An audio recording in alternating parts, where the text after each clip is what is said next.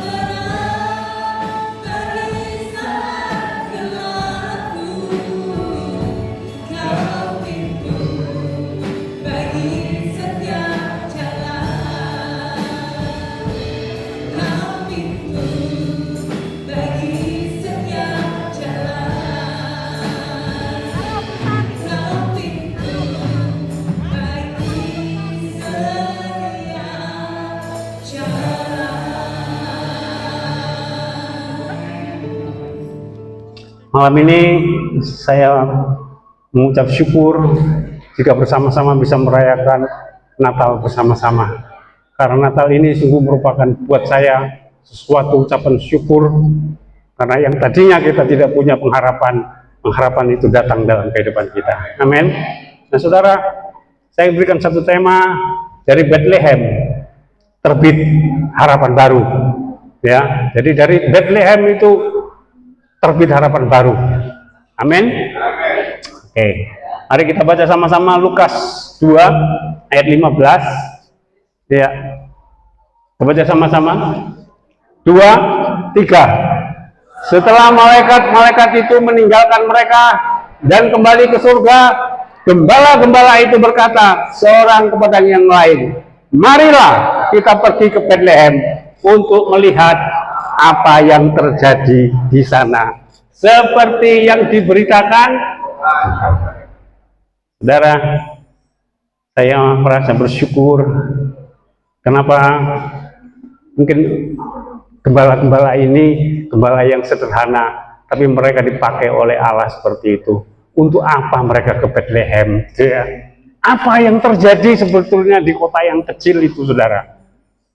Karena Bethlehem adalah kota kecil, tetapi nubuat Nabi Mika mengatakan, Bethlehem, Efrata, engkau sekali-kali bukan yang terkecil, tapi dari sana akan lahir seorang raja di atas segala raja. Nah, kita melihat apa yang terjadi di Bethlehem yang kecil. Saudara, ada kabar gembira yang penuh sukacita di Bethlehem ternyata. Dan para malaikat itu melihat, apa sih kabar gembira yang penuh sukacita itu? Ya. Yohanes 4 ayat 22. Kita baca sama-sama, 2, 3. Kamu menyembah apa yang tidak kamu kenal, tetapi kami menyembah apa yang kami kenal.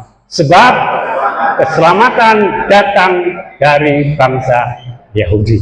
Nah saudara, keselamatan itu memang datang dari suku bangsa Yahudi melalui Yesus Kristus di dalam dunia ini.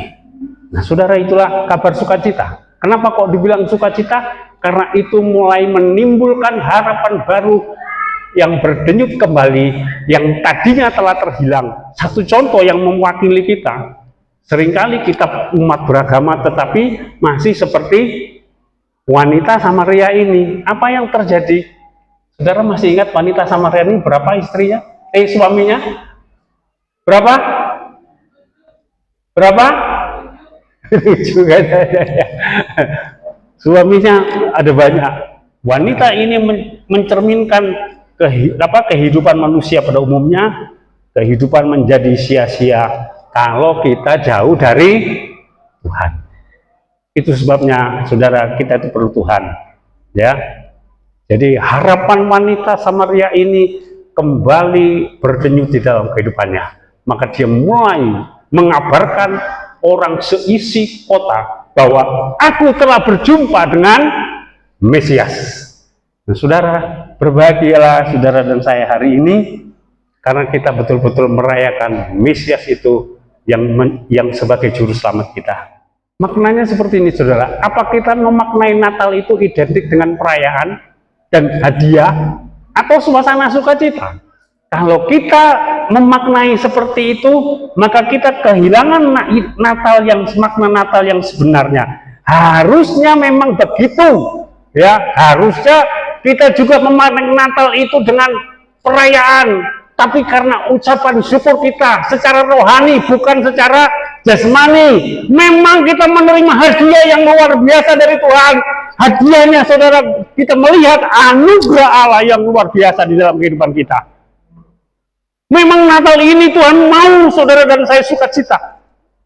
Natal itu memang untuk sukacita, tetapi dalam perspektif rohani. Amin.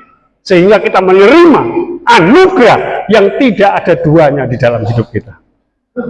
Itulah saudara Natal itu yang luar biasa, sehingga harapan itu mulai kembali menyeruak di dalam kehidupan kita. Harusnya kita bersyukur dan bersukacita karena Natal adalah hadiah anugerah Allah di tengah-tengah ketidakmampuan manusia untuk keluar dari kehancuran hidup kita akibat dosa. Sehingga seperti wanita Samaria tadi. Dan sejak itu dia mengatakan kepada Tuhan, Tuhan memang benar. Aku bahkan suami yang kumpul barusan dengan aku pun bukan suamiku. Dan saya melihat ada perubahan yang luar biasa lewat perjumpaannya dengan Tuhan Yesus. Amin. Natal ini biarlah mengubah kehidupan saudara dan saya. Dan sekarang kita mau meninggalkan segala sesuatu yang tidak berkenan kepada Allah. Yang kedua kita baca Lukas 2 ayat 10 sampai 11. Ya, kita baca sama-sama. 2, 3.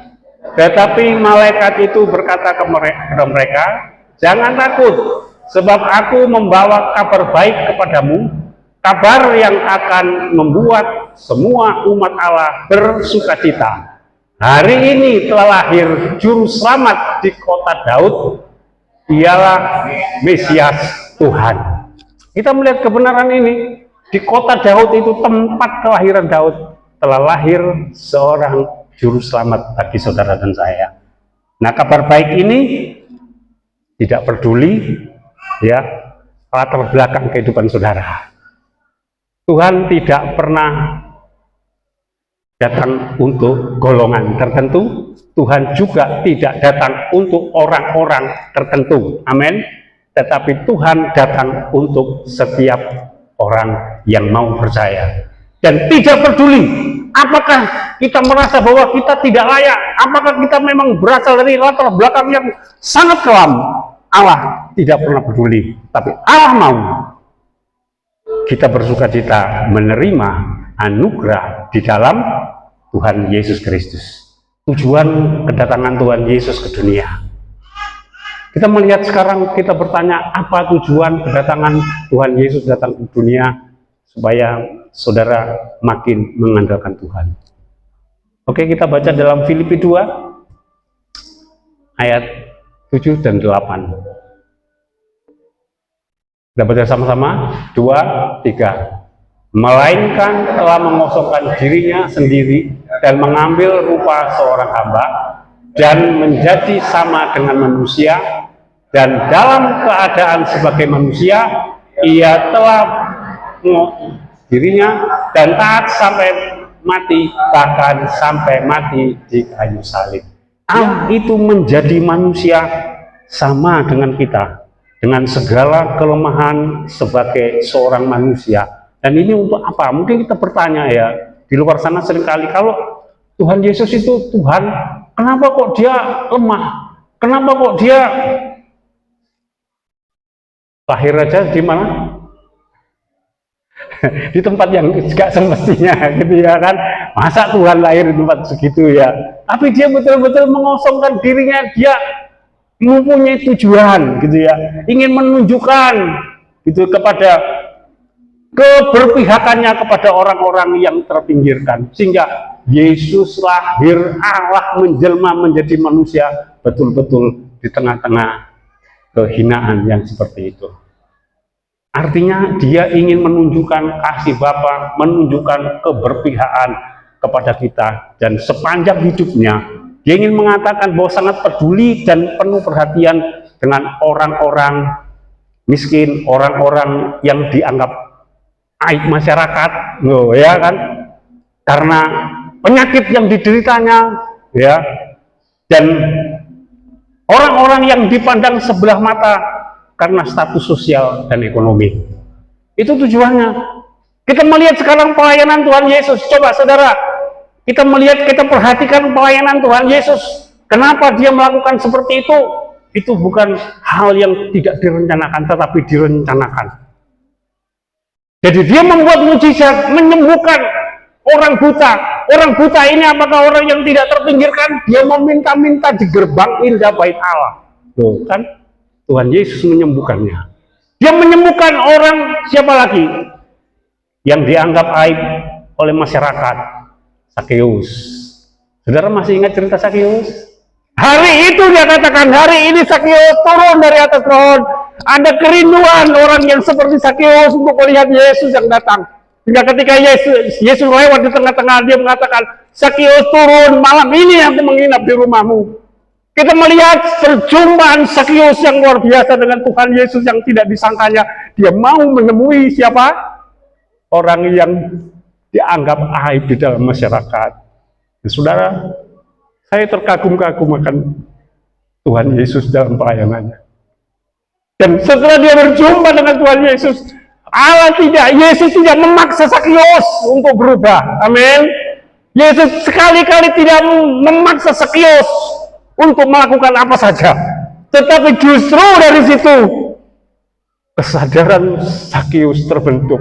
Sehingga Sakius mengatakan, Rabi, apabila ada yang kuperas, aku akan mengembalikan 4 kali lipat. Oh, saudara, hari itu Sakius setelah berjumpa dengan Tuhan Yesus, dia mengalami perubahan-perubahan yang luar biasa. Yang tadinya dia menjadi aib di dalam masyarakat, sekarang saya percaya Sakius menjadi orang-orang yang diberkati oleh Tuhan.